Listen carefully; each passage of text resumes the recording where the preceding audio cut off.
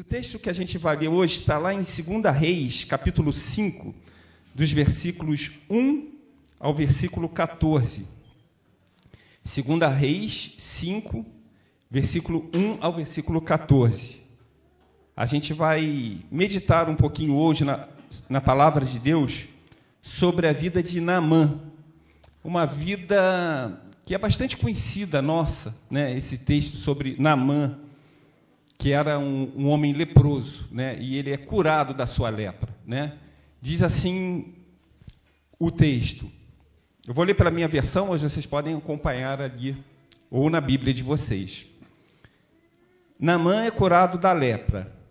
E Naamã, chefe do exército do rei da Síria, era um grande homem diante do seu senhor e de muito respeito, porque por ele o Senhor dera livramento aos sírios, e era este varão homem valoroso, porém leproso. E saíram tropas da Síria, da terra de Israel, levaram presa uma menina que ficou a serviço da mulher de Naamã, e disse esta a sua senhora: tomara que o meu senhor estivesse diante do profeta que está em Samaria, ele o restauraria da sua lepra. Então entrou Naamã e o notificou a seu senhor, dizendo: assim e assim falou a menina que é da terra de Israel. Então disse o rei da Síria: vai, anda, e enviarei uma carta ao rei de Israel. E foi e tomou na sua mão 10 talentos de prata, e 6.000 siclos de ouro, e 10 mudas de vestes. E levou a carta ao rei de Israel, dizendo: logo eu chegando a ti esta carta, saibas que eu te enviei Naamã, meu servo, para que o restaure da sua lepra. E sucedeu que, lendo o rei de Israel a carta, rasgou as suas vestes e disse: sou eu Deus para matar e para vivificar, para que este envie a mim, para eu restaurar a um homem da sua lepra? Pelo que deveras notai, peço-vos e vede que busca ocasião contra mim. Sucedeu, porém, que, ouvindo Eliseu, o homem de Deus, que o rei de Israel rasgara as suas vestes, mandou dizer ao rei: por que rasgaste as tuas vestes? Deixa-o vir a mim, e saberá que há profeta em Israel. Veio, pois, Naamã com seus cavalos e com seu carro, e parou à porta da casa de Eliseu. Então Eliseu lhe mandou um mensageiro, dizendo: vai, e lava-te 7 vezes no Jordão, e a tua carne te tornará, e ficarás purificado. Porém Naamã muito se indignou e se foi, dizendo: eis que eu dizia comigo, certamente ele sairá, pôr-se-á em pé, e invocará o nome do Senhor, seu Deus, e passará a sua mão sobre o lugar, e restaurará o leproso. Não são, porventura, Abaná e Farpá, rios de Damasco, melhores do que todas as águas de Israel?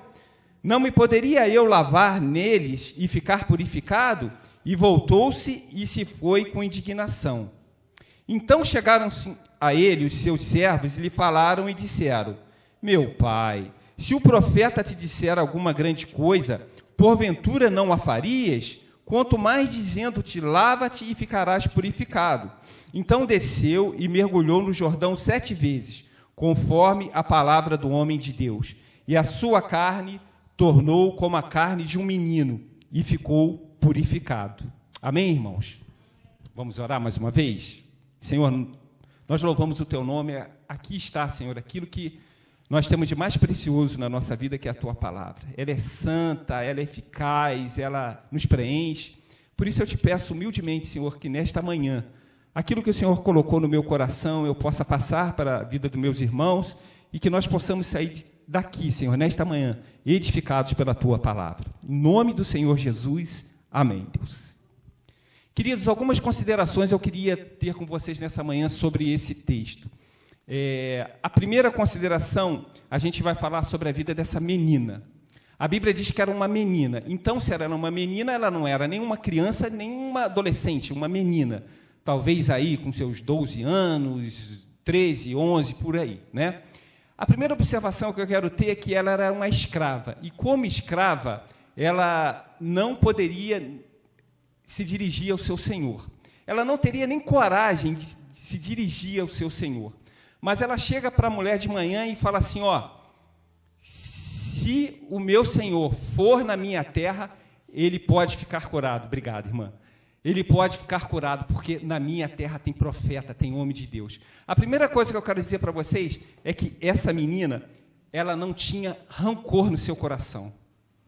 Porque, imagina, uma menina de 12 anos que foi tirada da sua casa, da sua parentela, agora ela vive longe dos seus familiares, ela poderia muito bem dizer assim, ó, tomara que seu Naamã morra, eu quero mais é que ele morra, ele tirou da minha casa, eu estava lá no conforto com a minha família, eu estou longe, mas ela não tem rancor no seu coração, porque ela fala assim, ó, se ele for na minha casa, na minha parentela, ele vai ficar curado.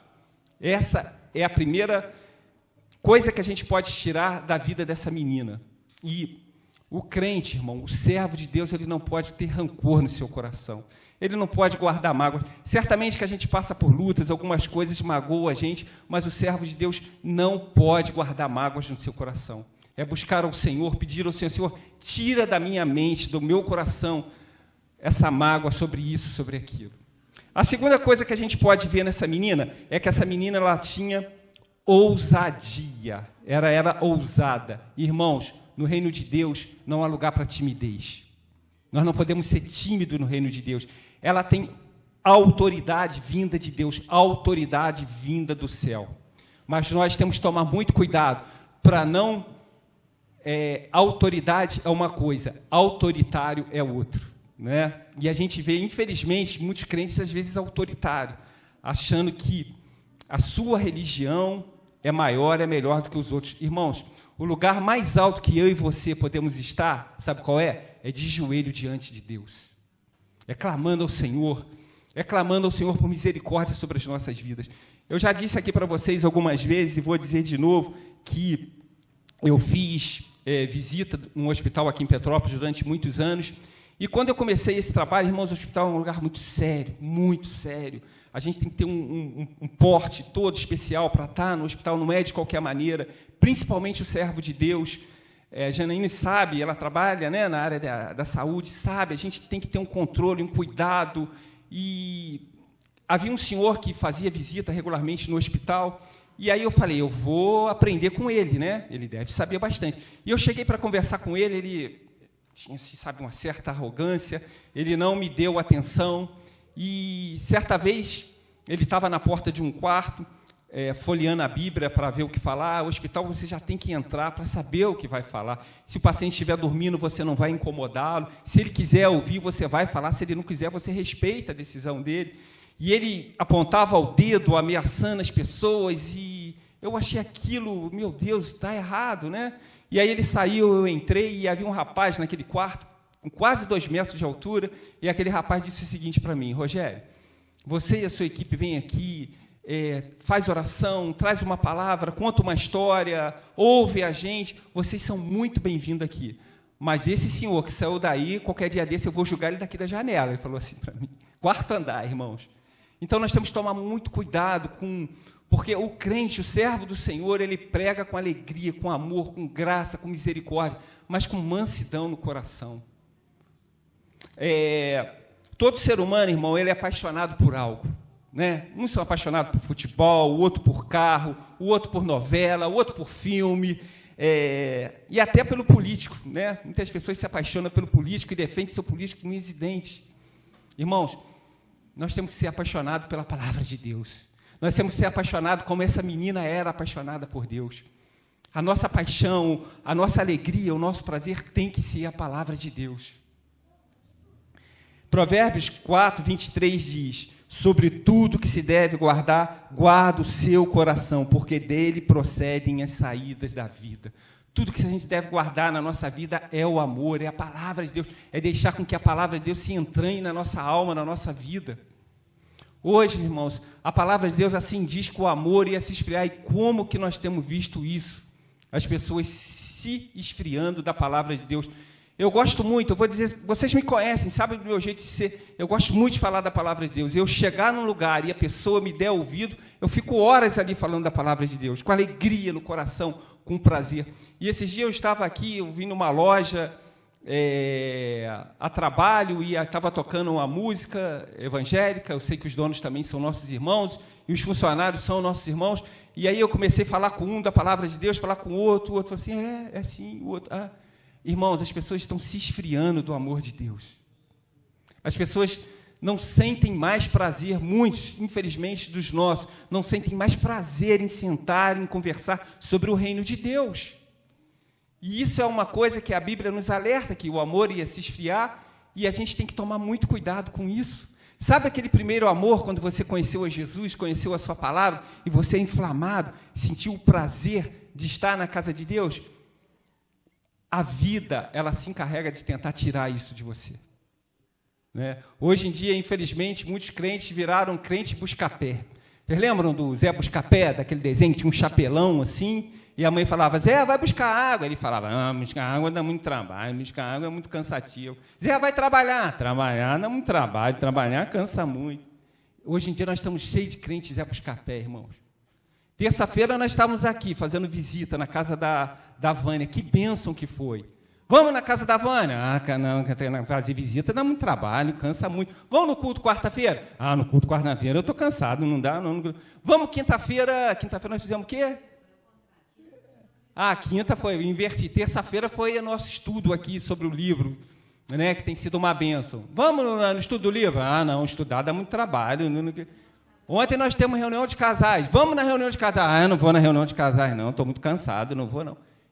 Vamos na EBD domingo? EBD domingo cansa, não vou, não. Irmãos, a gente tem uma gama de oportunidades, de coisas para trabalhar na igreja, e às vezes a gente se sente cansado, irmãos. A gente se sente sem vontade, a gente se sente desanimado. Irmãos, há muita coisa para fazer no reino de Deus. Não deixe que o mundo, e até o seu trabalho, o seu dia a dia, tire a sua alegria de trabalhar no reino de Deus. Eu coloco... Essa semana, né, como eu falei, vim aqui 4 vezes. Eu moro no Quitandinha, dá 14 quilômetros daqui na minha casa, ida e volta. Eu marquei esses dias.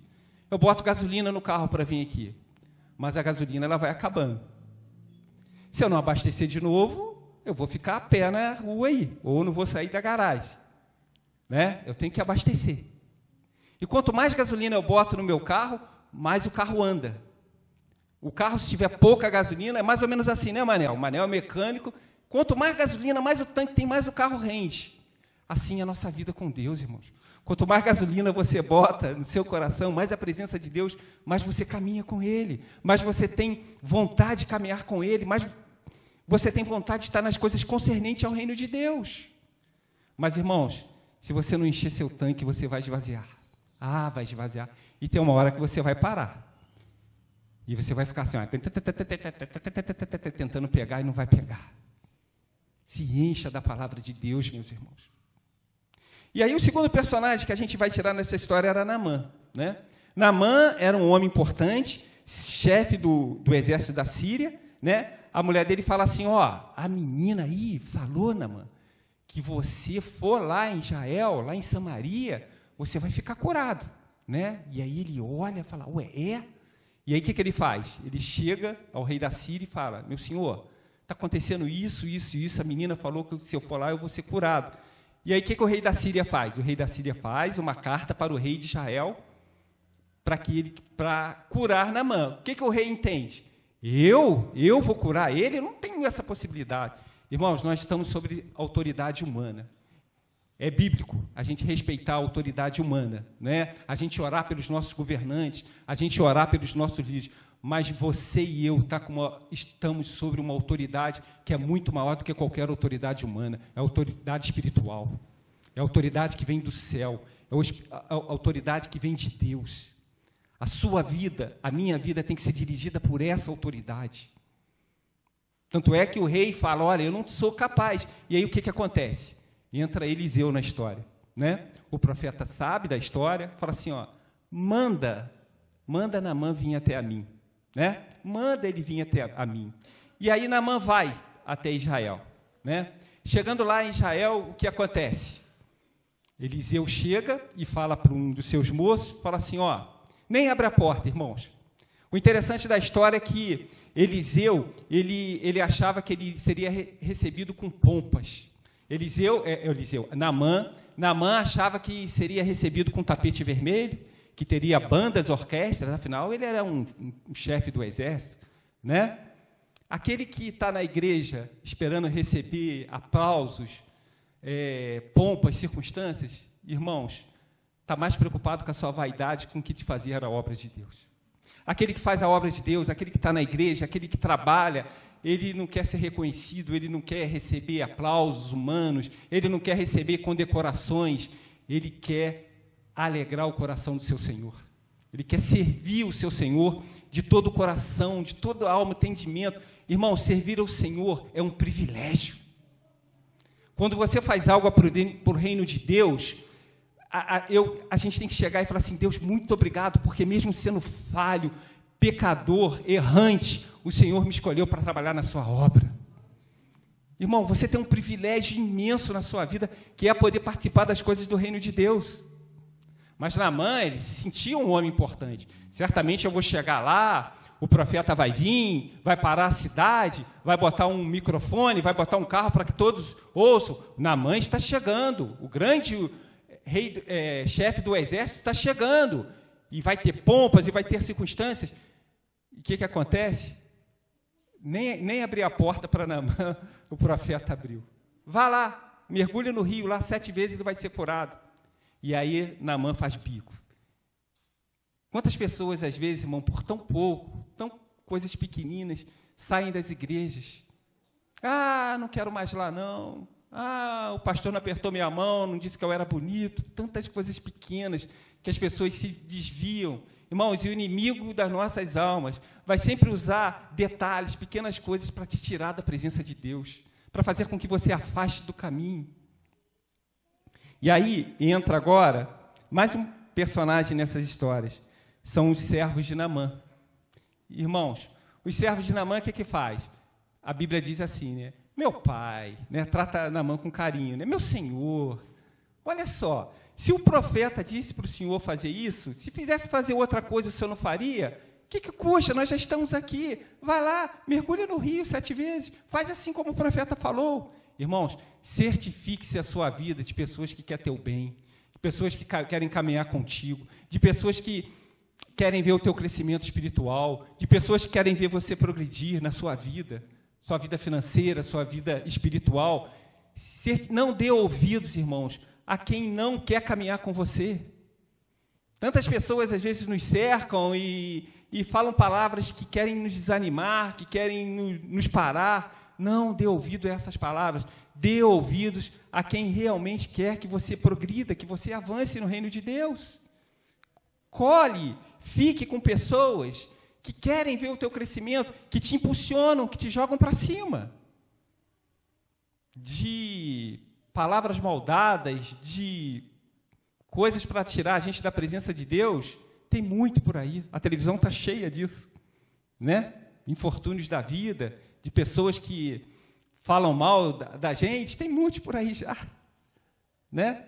Não precisa nós mesmos estarmos nessa situação. E aí Naamã vai, irmãos, Naamã vai, né? Descrente, lá na minha terra tem rios melhores do que o daqui, por que eu não poderia fazer isso lá? Descrente, orgulhoso, com dúvida no seu coração, com incerteza de que aquilo ali realmente iria curar a lepra dele. E aí Naamã vai, mergulha a primeira vez, mergulha a segunda, mudou nada. Mergulha a terceira, mudou nada. Mergulha a quarta, mudou nada. Mergulha a quinta, mudou nada.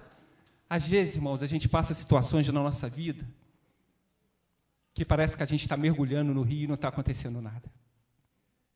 São situações que a gente passa que demora a solução do problema chegar, demora as circunstâncias, aparentemente, aos nossos olhos, acontecer ao nosso favor, e a gente se sente como Naamã. Senhor, eu estou tanto tempo mergulhando, Senhor, e nada muda. Eu continuo carregando as feridas no meu corpo, na minha alma.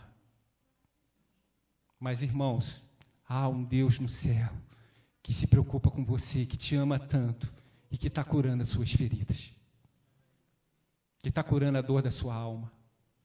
E no tempo certo tudo vai se resolver. Creia nisso. Toma posse disso. Deus, Ele não se esquece das nossas dores. Deus não se esquece das nossas dificuldades. Deus não se esquece das nossas lutas. Mas nós não podemos parar de mergulhar na sua palavra, mergulhar em oração, mergulhar em busca do Senhor em nossas vidas. Nós não podemos parar de mergulhar no Senhor.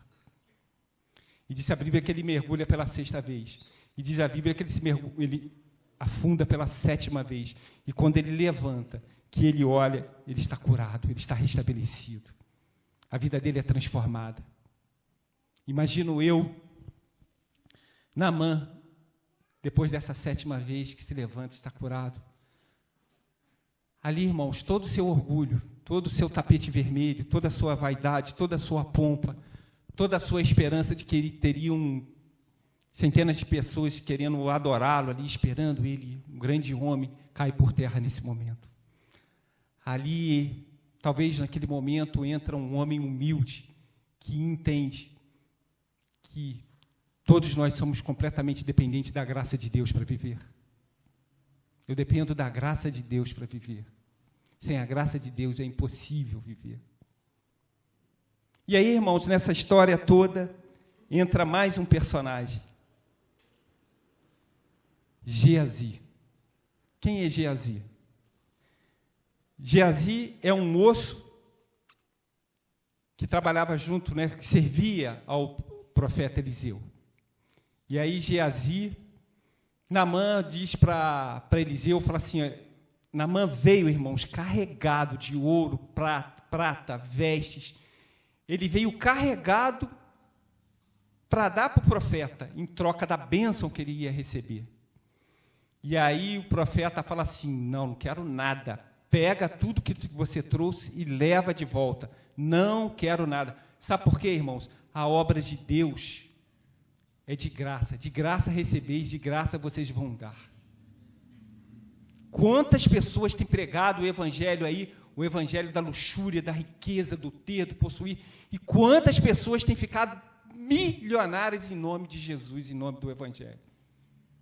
O Senhor disse que não tinha onde declinar a sua cabeça. O Senhor mandou que os apóstolos fossem pregar sem nada. De nada vocês têm, de nada peguem, de nada leve.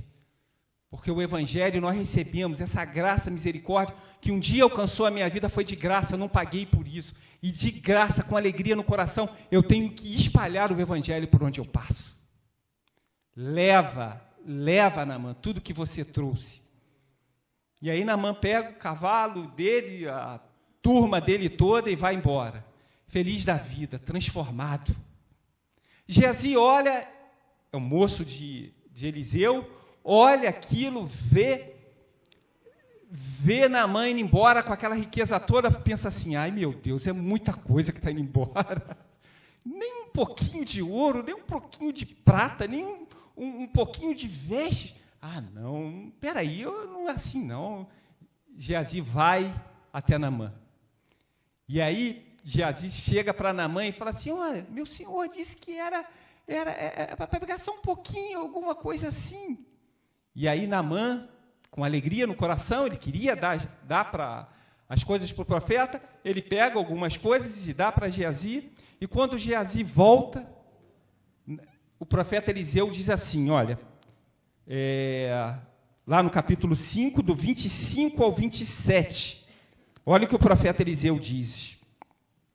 Então, ele entrou e pôs-se diante do seu senhor, e disse Eliseu, de onde vem Geazi? E disse, teu servo não foi nem a um nem a outra parte. Porém, ele lhe disse, porventura não foi contigo o meu coração, quando aquele homem voltou de sobre o seu carro a encontrar-te? Era isso ocasião para tomares prata e para tomares vestes e olivas e vinhas e ovelhas, bois e servos e servas? Portanto, a lepra de Naamã se pegará a ti e a tua semente para sempre. Então, saiu de diante dele leproso, branco como a neve. A lepra de Naamã ficou em Geazi, porque Geazi não estava preocupado em servir a Deus. Geazi estava preocupado com as riquezas desse mundo. E quantas pessoas, irmãos, infelizmente, têm ido às igrejas mais preocupado com os bens materiais desse mundo do que com o próprio Deus ao qual nós servimos. Servir a Deus é um privilégio. Estar na casa do Senhor, domingo, acordar cedo, estar aqui participando da EBD, reunião de oração, cultuando a Deus, louvando ao seu santo nome, é um privilégio para você e para mim, irmãos. Nós temos essa liberdade. Quantos de nossos irmãos estão por esse mundo afora de meu Deus e não podem pregar livremente, não podem estar cultuando ao Senhor livremente, igual nós estamos aqui, muitas vezes escondidos. É um privilégio poder estar na casa do Senhor e adorar o seu santo nome.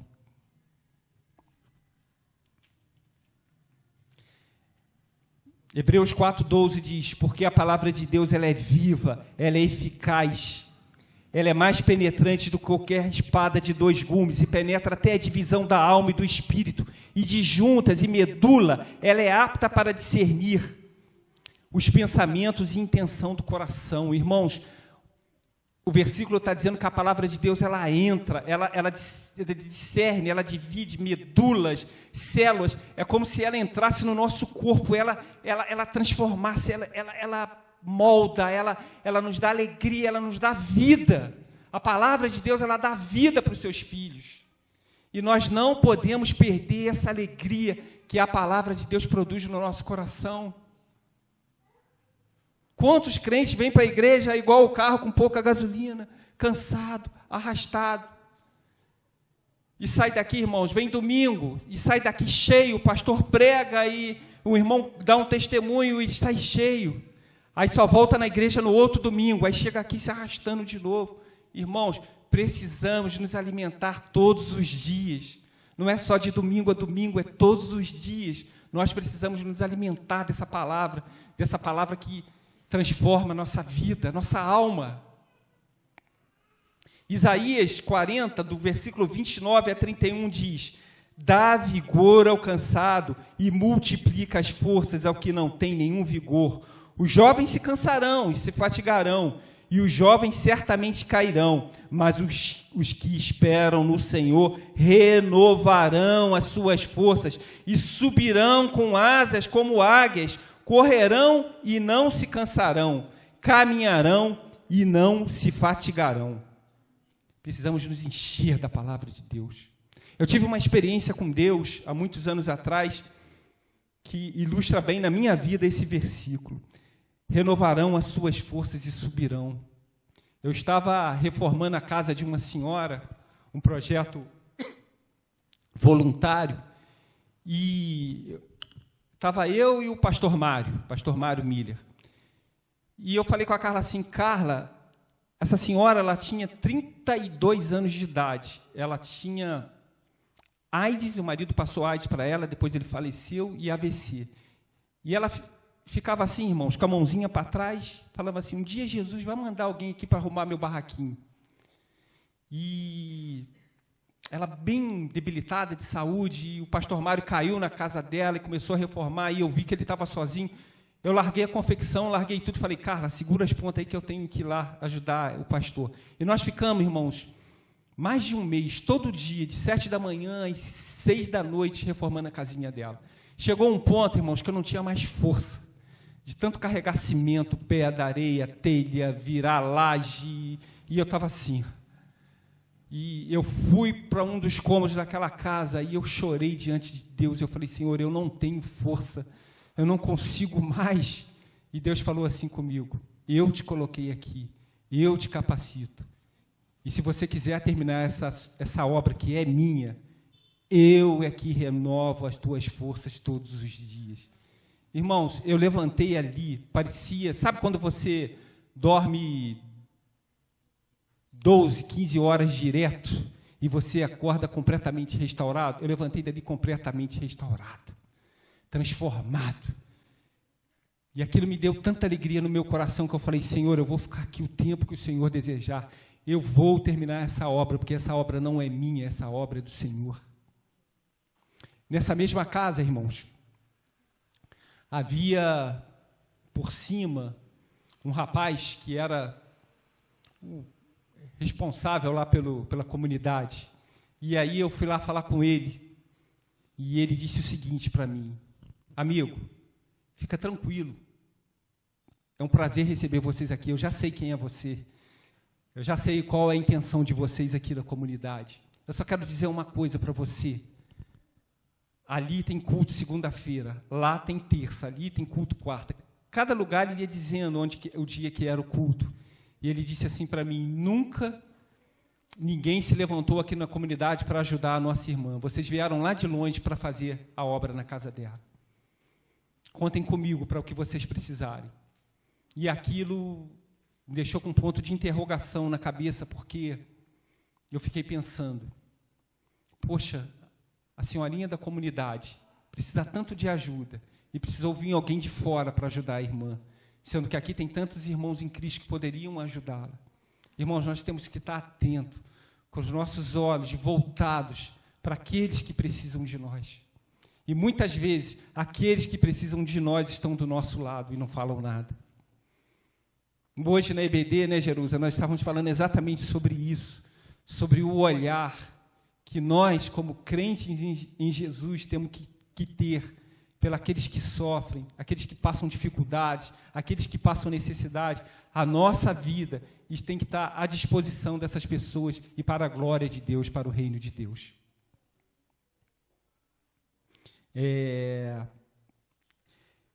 Alguns anos atrás, eu estava numa padaria e uma mulher tomava um suco de laranja e ela bebericava o copo e olhava ao fundo. E ela ia tomando só golinhos e eu olhando para ela, e ela falou assim: você está curioso para saber por que eu faço isso, né? Eu falei: estou muito curioso. E ela disse o seguinte: eu cresci na Alemanha, na Segunda Guerra Mundial, e um suco de laranja era o meu presente de aniversário todo ano. Todo ano meu pai me dava um copo de suco de laranja, era o meu presente de aniversário. Por isso eu dou tanto valor a um copo de suco de laranja. E olhou para mim e falou assim: o problema de vocês aqui no Brasil, muito de vocês, é que vocês têm tudo e não valorizam nada. E eu tomei isso como uma lição para a minha vida espiritual, para que eu valorize tudo que Deus colocar na minha mão para fazer no reino dele. Talvez o nosso problema, nós temos comodidade, facilidade demais para tudo, e talvez não valorizemos as coisas concernentes ao reino de Deus como talvez a gente precisa. Falo isso com temor no Senhor, irmãos, porque eu preciso melhorar muito. Todos nós precisamos melhorar muito. Quinta-feira nós fomos na casa da Vânia, mãe da Mariana. Ela está passando por uma enfermidade, por um problema de saúde, e lá nós tivemos o privilégio de cultuar ao Senhor, adorar ao Senhor junto com a nossa irmã. Nossa irmã já está carequinha, está linda, e pela misericórdia de Deus que nos proporciona isso, podemos ali levar a nossa empatia, o nosso amor, o nosso carinho, a irmã que precisa tanto nesse momento. E quando nós saímos de lá, nós entramos aqui no carro, eu, a Carla, a Linderleia, a Jerusinha e a Andréia. E chegando ali na Vila Felipe, eu parei o carro para a Carla comprar um pão, e a Linderleia desceu, ficou eu, a Jerusinha e a Andréia. E a Jerusinha virou e falou assim: puxa, eu estou muito cansada. A Jerusinha acorda cedo, o trabalho dela é braçal, é cansativo, mas eu não poderia jamais deixar de ir na casa da minha irmã, dar um abraço dela, porque a dor da minha irmã é minha dor. A Andréia falou assim: eu também estou muito cansada, mas eu jamais poderia deixar de estar na casa da minha irmã. Eu falei assim: eu e a Carla também, a gente trabalha em pé o dia inteiro, mas eu jamais poderia deixar de vir na casa da minha irmã. Nós precisamos, irmãos, como crentes em Jesus, como servos de Deus, colocar a nossa vida à disposição do altar do Senhor. Falo sem medo nenhum de errar, Deus quer muito usar a minha vida e a sua vida para a honra e glória do reino dele. Se encha, meu irmão, minha irmã, se encha do maior combustível que existe na face da terra, é a presença do Senhor na nossa vida. Se coloque à disposição. A palavra do Senhor diz, sê tu uma bênção. Quando ele diz sê tu uma bênção, não é só no domingo, é todos os dias, é por onde nós passarmos.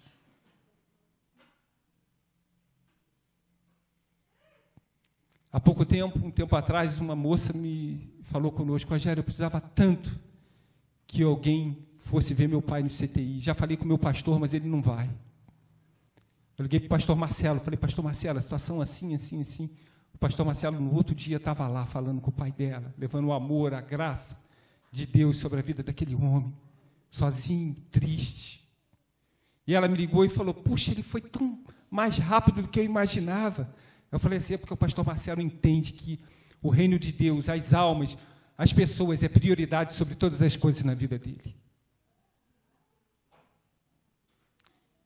Irmãos, dedique a sua vida, dedique aquilo que você faz ao reino de Deus em primeiro lugar. Buscar em primeiro lugar o reino de Deus e todas as outras coisas vos serão acrescentadas. Infelizmente, muita gente, muitos irmãos nossos em Cristo estão preocupados primeiro com a sua casa, com o seu eu, do que com os outros. Há aqui na igreja uma série de coisas a ser feitas, uma série de trabalho, e nós precisamos de pessoas que estejam dispostas a realmente botar a mão no arado e não olhar mais para trás, a trabalhar incansavelmente para o reino de Deus. A Jerusinha, a Andréia, a Linderleia, o pastor Marcelo, o Rogerinho, a Carla, a Mariana, o Marlon, estavam cansados, saíram de lá cansados, mas felizes da vida, em abençoar a vida da irmã para a glória e honra do Senhor Jesus. Que Deus abençoe a tua vida. Que Deus abençoe o teu ser. Que a tua vida seja usada, meu irmão, minha irmã, para glorificar o nome do Senhor. Que por onde tu passares, a sociedade, as pessoas possam olhar para você e dizer assim, está vendo aquela mulher ali? Ali vai uma mulher de Deus. Está vendo aquele homem ali? Ali vai um moço de Deus, cheio da presença do Deus Altíssimo. Um homem que prega a palavra, que traz paz ao nosso coração. Que a tua vida seja uma vida que faça diferença na vida das outras pessoas. Que Deus te abençoe, te guarde, e que você saia daqui com a certeza de que eu e você precisamos nos enchermos da presença de Deus todos os dias da nossa vida. Nunca se esqueça dessa menina